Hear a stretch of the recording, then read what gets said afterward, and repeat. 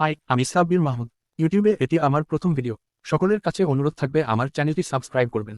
আর ভিডিওটি ভালো লাগলে লাইক, কমেন্ট ও শেয়ার করে আপনার বন্ধুদের দেখার সুযোগ করে দিবেন।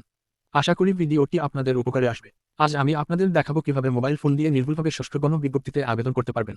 প্রথমে আপনার মোবাইলের গুগল ক্রোম বা অন্য কোনো সার্চ ব্রাউজার থেকে এনটিআরসি এর অফিসিয়াল ওয়েবসাইট ngi.teletalk.com.bd তে ক্লিক করুন। এবারে সবার উপরে থাকা রিকোয়ারমেন্ট সাইকেল 6 ক্লিক করুন। এবারে অ্যাপ্লিকেশন অপশনে ক্লিক করুন। তাহলে আবেদন ফর্ম অপশনটি দেখতে পাবেন। আবেদন ফর্ম অপশনটি সিলেক্ট করুন। এবারে আপনার ব্যাচ রোল নম্বর ও জন্ম তারিখ সঠিকভাবে দিয়ে ভেরিফাই অপশনটি সিলেক্ট করুন। ব্যাচ অপশনে যারা 18তম শিক্ষক নিবন্ধন পরীক্ষায় উত্তীর্ণ হয়েছেন তারা 18 আর যারা 17তম শিক্ষক নিবন্ধন পরীক্ষায় উত্তীর্ণ হয়েছেন তারা 17 অপশনটি সিলেক্ট করুন। জন্ম তারিখ দেওয়ার সময় খেয়াল রাখবেন আপনার সার্টিফিকেট ও শিক্ষক নিবন্ধন পরীক্ষায় দেওয়া জন্ম তারিখ এক কিনা। না হলে আপনি পরবর্তী ধাপে যেতে পারবেন না। ভেরিফাই হয়ে গেলে আপনাকে পার্সোনাল ইনফরমেশন পেজে আপনার নাম, বাবার নাম, মায়ের নাম সঠিকভাবে বসান। এখানে পূর্ব নির্ধারিত আপনার কিছু তথ্য দেওয়া থাকবে। জন্ম তারিখ দেওয়ার ক্ষেত্রে সতর্ক অবলম্বন করুন। জেন্ডার অপশনে ছেলেরা মেল এবং মেয়েরা ফিমেল দিবেন। ম্যারিটাল স্ট্যাটাস অপশনে বিবাহিত হলে ম্যারিড ও অবিবাহিত হলে আনম্যারিড দিবেন। যারা নিবন্ধন পরীক্ষায় অংশগ্রহণের সময় অবিবাহিত ছিলেন কিন্তু বর্তমানে বিবাহিত তারা ম্যারিড অপশনটি সিলেক্ট করবেন। রিলিজিয়ন অপশনে যারা যে ধর্মানুসারী ওই ধর্ম সিলেক্ট করবেন।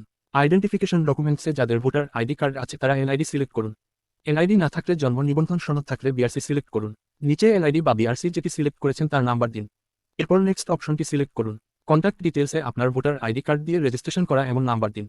পরবর্তীতে এমপিওভুক্ত করার ক্ষেত্রে নিজ আইডি কার্ডের বিপরীতে রেজিস্ট্রেশন করা নাম্বার চাই। প্রেজেন্ট অ্যাড্রেসে নিজের বর্তমান ঠিকানা ও পার্মানেন্ট অ্যাড্রেসে নিজের স্থায়ী ঠিকানা দিন। সঠিকভাবে পোস্টাল কোড বসান। পুলিশ ভেরিফিকেশনে নিজের স্থায়ী ঠিকানার বিভাগ, জেলা ও থানার নাম দিন। তারপর নেক্সট অপশনে ক্লিক করুন। পরের ধাপে আপনার পছন্দের স্কুল সিলেক্ট করুন। এখানে শুধু জেলা ও উপজেলা সিলেক্ট করে সার্চ দিয়ে আপনার এই সার্টিফিকেটের সাথে মিলিয়ে স্কুল বা কলেজ সিলেক্ট করুন। আপনার পছন্দমতো সর্বোচ্চ 40টি প্রতিষ্ঠানের সিলেক্ট করতে পারবেন। আপনি 40টির কম প্রতিষ্ঠানের ও সিলেক্ট করে আবেদন সম্পন্ন করতে পারবেন। পরবর্তী ধাপে যেতে নেক্সট সিলেক্ট করুন। এর ধাপে আপনার পছন্দের স্কুল কলেজগুলো আপনার পছন্দমতো ক্রমে সাজিয়ে নিন। ঊর্ধ্বমুখী উপরে তীর চিহ্নে ক্লিক করে এক ধাপ উপরে তুলতে পারবেন আর নিচের দিকের তীর চিহ্নে ক্লিক করে এক ধাপ নিচে নামাতে পারবেন। ক্রস মার্কের বোতাম চিহ্ন দিয়ে সিলেক্ট করা স্কুল চয়েস লিস্ট থেকে সরাতে পারবেন। নতুন স্কুল বা কলেজ সিলেক্ট করতে প্রিভিয়াস অপশনে ক্লিক করুন। সাজানোর শেষে নেক্সট সিলেক্ট করুন। এ ধাপে আপনি আপনার পছন্দের প্রতিষ্ঠানে চাকরি না পেলে শূন্যপদ সাপেক্ষে দেশের যে কোনো প্রতিষ্ঠানে চাকরি করতে রাজি থাকলে ইয়েস ক্লিক করুন, নয়তো নো আই ডোন্ট এ ক্লিক করুন। পরবর্তী ধাপে যেতে নেক্সট সিলেক্ট করুন। এ ধাপে ছবি ও সিগনেচার আপলোড করতে হবে।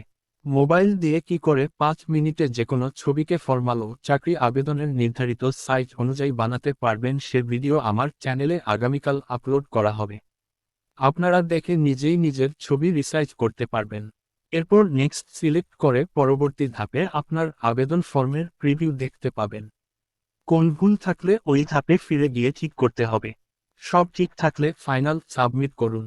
ফাইনাল সাবমিটের পর কোনো ধরনের পরিবর্তন করা সম্ভব নয়। ফাইনাল সাবমিটের পর দেখানো পদ্ধতিতে টাকা জমা দিন। আপনার মোবাইলে আপনার ইউজার আইডি ও পাসওয়ার্ড সহ একটি মেসেজ যাবে। ইউজার আইডি ও পাসওয়ার্ড দিয়ে অ্যাপ্লিকেশন কপি ও পুলিশ ভেরিফিকেশন কপির পিডিএফ ডাউনলোড করুন। পিডিএফ ডাউনলোড করতে ব্রাউজারটি ডেস্কটপ মোড অন করুন, নতুবা পিডিএফ ডাউনলোড করার সময় তা ভেঙে যেতে পারে। সবথেকে ভালো হয় আপনার ইউজার আইডি ও পাসওয়ার্ড দিয়ে কোন কম্পিউটার থেকে পিডিএফ ডাউনলোড করতে পারেন। কোন প্রশ্ন বা মন্তব্য থাকলে কমেন্টে জানান। ধন্যবাদ।